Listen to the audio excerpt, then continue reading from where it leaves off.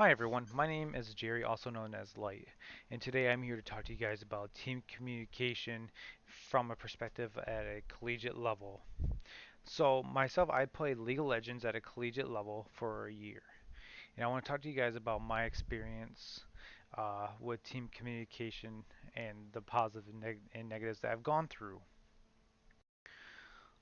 So on my team that I played on, uh, luckily, you know, for somebody that is playing at a university, you don't know who you'd be paired up with possibly. You know, you have people from all over the world that are at this school, and you don't know who you're going to be end up matching up with. So I got lucky enough to where, three of my players were from NA, one from Australia, and one from China. There is times where communication was hard.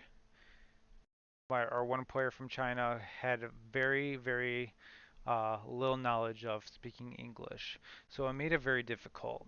If you ever played League of Legends, one form of communication is pings, and that's something that he had to do, and we had to do to him as well, which is a downfall because instead of focusing more on the game, we're focusing on doing that, which at the time can be very frustrating. So when it comes down to comms, we all know that when you play ranked or in competitive COD, or even League, or Apex Legends, or anything like that, communication is key when it goes with your teammates. So when somebody doesn't listen to your comms, or they're not doing the role that they're supposed to be doing, it can get very frustrating, which could lead to negative and positive comms, which is something that I've gone through. It got to the point to where I've had a teammate walk off before during a scrim. It happens. But you got to realize that when you show those negative attributes toward your teammates, it makes a huge negative atmosphere. So that being said, everybody's going to start making mistakes. Everybody's going to get frustrated. So at that point, then your team is going to fail and you end up losing the match. You're there to represent not just your team but your university or school as well, and that's something that we had to keep in mind. So one thing that we talked about was team bonding. Team bonding was something that we never really did. It got very difficult in order to find time to do that.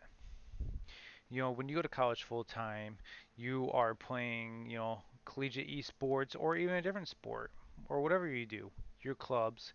That's just time and time added onto everything else in life. As for me, I worked. I worked a few days a week, but I also went to school full time. And on top of that, I played at a collegiate level. So not only that, it just made everything very stressful. And time management is something that you got to realize is extremely important in something like this. So we scrimmed 4 to 5 days a week. Okay. And normally they're at late at night after all classes are done. So imagine this. You wake up in the morning, you go to class all day. You get home, it's dinner time. You gotta hurry up and rush, eat dinner. Then you gotta jump on and play. And you play for 6, 7 hours. So from my perspective, I woke up, 6:30, 7 a.m. Got on the bus, went to my school, and I went to class. 10 a.m. to about 5:30, 6 o'clock at night. You get home, you make dinner, you're tired, you have homework, but you realize you have scrims in an hour or two.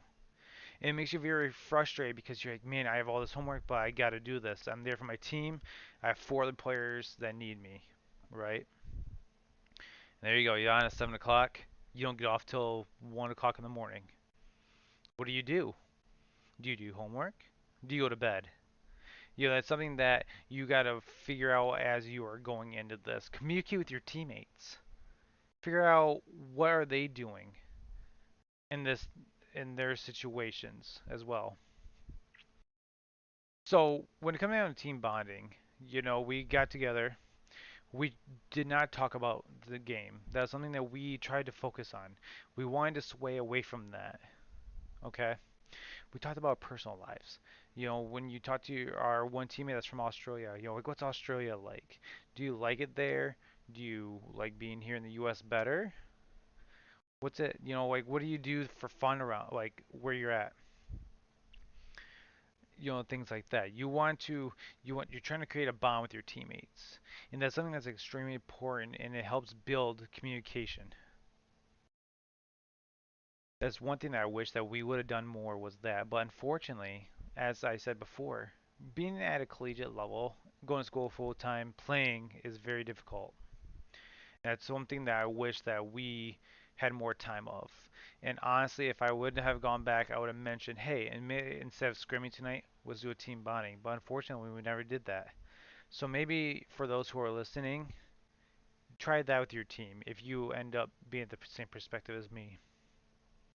Now let's talk about the impacts of positive and negative talks. As I mentioned before, it can really change somebody's mood. You have your headset on, you're focusing in the game. You realize that your one teammate made a very big rookie, silly mistake. The game is neck to neck, and you realize that he just made a very dumb mistake. All you want to do is just rage and blow up on him. But then you got to think about it. If you do that, then what's the outcome of that, right? At a time where, for those who play League of Legends, I played support at the collegiate level, and our jungler, the guy that kind of roams around the map and helps other people, was dying left and right, just making these silly, silly mistakes. My AD carry, my partner that I shared my lane with, got very, very frustrated during a scrim, and he started like losing his temper a little bit. And he eventually just at the point he just took off his headset, sat on the desk, got up and walked out. What could he have done different?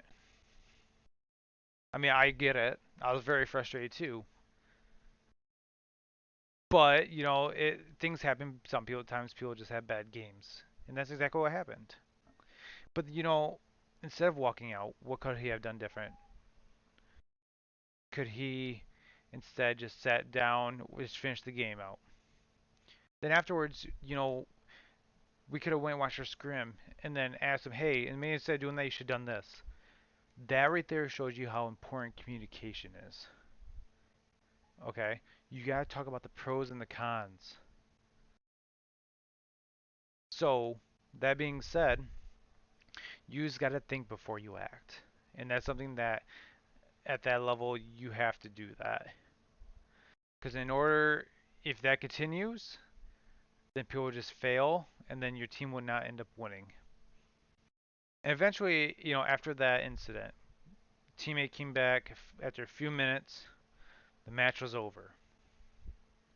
We all sat down. Coach sat us down and said, "Hey, what's you know, it is what it is, but we guys should talk it through."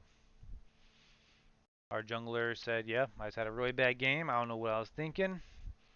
Blah blah blah." My AD carry didn't really say much. All I said was, "Okay." What could he have done different? What could he have said different instead of just saying okay? Maybe he said, "It's all right, man. We all have bad games every once in a while, but we'll do better next time." Yeah, communicate that. That team bonding, that positiveness goes a long ways, and that's something that's extremely important that you just got to remember. So, how do you support one another and have a peer support network science for stress and depression? For those of you who have gone to college, and not just college, um, gone in the military, have done something that has impacted your life, making things really busy. It puts a huge toll on your body. Nobody really knows what you're going through until you communicate it out, right? Yeah, there's some physical signs that you could show.